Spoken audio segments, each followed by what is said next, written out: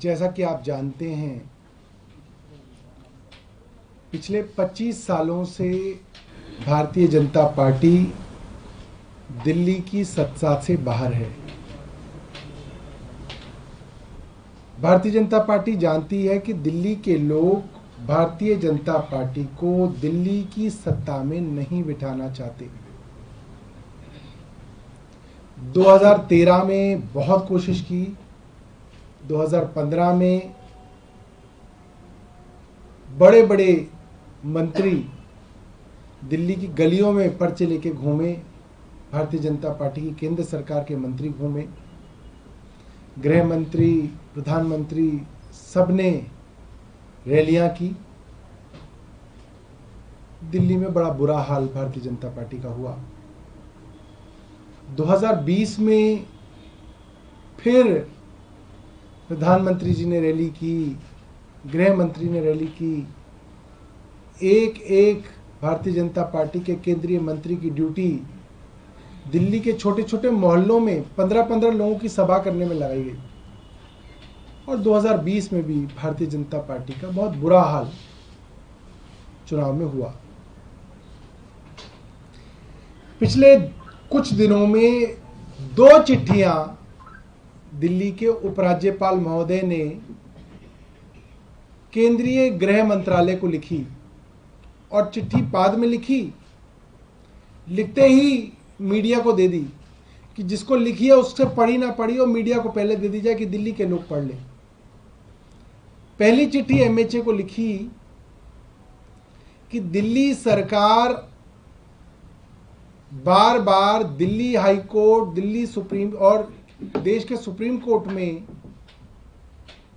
Petition लगाती है, writ लगाती है और एलजी के ऊपर ये आरोप लगाए जाते हैं कि उन्होंने दिल्ली सरकार के हेल्थ की फरिश्ते स्कीम का पैसा रोक दिया, अन्य स्कीमों का पैसा रोक दिया, जिसकी वजह से गरीबों का मुफ्त उपचार प्राइवेट अस्पतालों में होता था, वो पैसा रोक दिया। कोई आदमी दिल्ली की सड़कों पे दुर्घटनाग्रस्त हो जाए तो उसका मुफ्त इलाज किसी भी प्राइवेट अस्पताल में हो, ये दिल्ली सरकार की फरिश्ते योजना थी, उसका पैसा भी रोक दिया गया ताकि दिल्ली में कोई सड़क हादसे में गिरे, इंजर्ड हो तो उसका इलाज भी ना हो पाए। ये अर्जी हमने सुप्रीम कोर्ट में दी, उसके बाद पैसे रिलीज हुए। इसी तरीके से जल बोर्ड के विषय में हम हाई कोर्ट गए और अब हम सुप्रीम कोर्ट में हैं कि एलजी के कहने पे एलजी के चहेते अफसरों ने दिल्ली जल बोर्ड का पैसा महीनों से रोका हुआ है। तो एलजी साहब ने एमएचए को चिट्ठी लिखी कि दिल्ली सरकार ने ये झूठे आरोप लगाए हैं, क्योंकि चाहे दिल्ली जल बोर्ड हो, चाहे स्वास्थ्य विभाग हो, ये सारे के सारे विभाग दिल्ली की चुनी हुई सरकार के हैं, ट्रांसफर्ड सब्जेक्ट हैं, इसलिए एलजी का इनसे कोई लेना देना ही नहीं है। ये एलजी साहब ने खुद अपनी चिट्ठी में लिखा और सारे मीडिया को दिया। और उसके 2 दिन बाद एक और चिट्ठी लिखी, उसमें लिखा कि मैंने पानी के बारे में, सीवर के बारे में, स्वास्थ्य के बारे में मंत्रियों को चर्चा के लिए बुलाया और मंत्री मेरी मीटिंग में नहीं आए। कमाल की बात है। एलजी साहब 2 दिन पहले कह रहे हैं कि इन मामलों से मेरा लेना देना नहीं है, मेरा नाम कोर्ट में क्यों लिया जा रहा है। उसके 2 दिन बाद उसी एमएचए को चिट्ठी लिख रहे हैं कि मैंने इन्हीं विषयों पर मीटिंग बुलाई, ये मेरी मीटिंग में नहीं आए। एलजी साहब क्या समझते हैं, क्या चाहते हैं, क्या सोच रहे हैं, उन्हें खुद ही नहीं मालूम कि उन्हें क्या करना है, क्या कहना है, और एमएचए को चिट्ठी लिख रहे हैं। और बार बार ये बात पूरी दिल्ली के अंदर भारतीय जनता पार्टी के लोग कह रहे हैं, अखबारों के अंदर लगातार ये बात छप रही है कि भारतीय जनता पार्टी की केंद्र सरकार दिल्ली में राष्ट्रपति शासन लगाने की तैयारी कर रही है। इससे साफ हो जाता है कि जो बार बार एमएचए को चिट्ठी लिखी जा रही है, मंत्री का इस्तीफा हो गया, ईडी के डर के, तो कह रहे नहीं जी ये भी संवैधानिक संकट खड़ा हो जाएगा। हर बात में संवैधानिक संकट की बात जो कही जा रही है बार बार भारतीय जनता पार्टी द्वारा, एलजी साहब द्वारा, इससे साफ संकेत होते हैं कि भारतीय जनता पार्टी जो दिल्ली में कभी चुनाव नहीं जीत पाई, उन्हें मालूम है कि आज भी अगर दिल्ली में चुनाव हो जाए तो अरविंद केजरीवाल फिर से चुनाव जीत जाएंगे।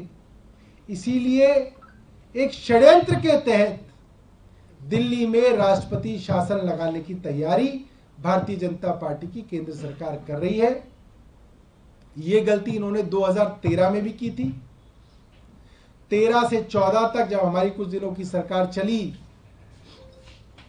तो पूरे 2014 इन्होंने राष्ट्रपति शासन लगा के रखा और कोर्ट में जाके हमने सुप्रीम कोर्ट हम जब गए तो फरवरी 2015 में दिल्ली के अंदर चुनाव हुए और फरवरी 2015 में दिल्ली के चुनाव में दिल्ली की जनता ने भारतीय जनता पार्टी के राष्ट्रपति शासन से दुखी होके, त्रस्त होके दिल्ली की जनता ने आम आदमी पार्टी को 70 में से 67 सीटें दी।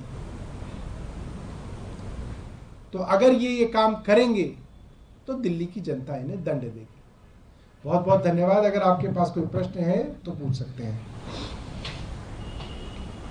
आप रुपये आधार बता रहे हैं कि आपकी किसी संवैधानिक से बात हुई थी, क्योंकि अभी हाल ही में फरवरी महीने में आप लोगों ने बहुमत से वहाँ पे प्रोटेस्ट पास किया था।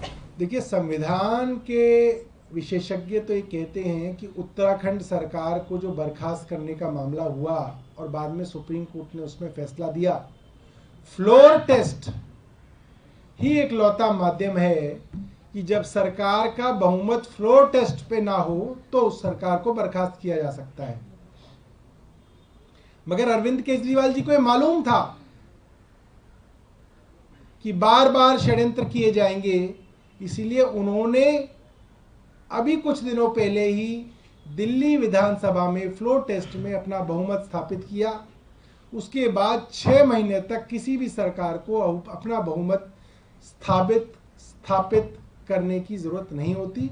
लिहाजा संवैधानिक दृष्टि से राष्ट्रपति शासन नहीं लगाया जा सकता है। मगर ये लोग संविधान को मानते कहाँ हैं? इन्होंने पिछले 8 साल तक संविधान नहीं माना और दिल्ली सरकार की शक्तियां छीने रखी। और जब सुप्रीम कोर्ट ने कह दिया कि आप गैर संवैधानिक काम कर रहे हैं तो इन्होंने कानून ही बदल दिए, संविधान बदल दिया। इन्होंने गैर संवैधानिक तरीके से इलेक्टोरल बॉन्ड से हजारों करोड़ रुपए की रिश्वत ली और फिर सुप्रीम कोर्ट ने कहा कि आपके जो इलेक्टोरल बॉन्ड है गैर संवैधानिक हैं। और ये तो गैर संवैधानिक करने में ये सरकार तो अपनी जो है गर्व मानती है। सर, राजनाथ जी ने मुख्यमंत्री पर सीधा हमला किया, कहा है कि अगर मान लो उनकी वजह से गिरफ्तार भी हुए हैं तो कोर्ट से राहत क्यों नहीं मिल रही? कोर्ट तो सरकार के नियंत्रण में नहीं है। अब राजनाथ सिंह जी को अगर बहुत कानून की समझ होती तो राजनाथ सिंह रोज अखबारों में छप रहे होते। छोड़ दीजिए, उनकी जो है दुकान बंद हो चुकी है।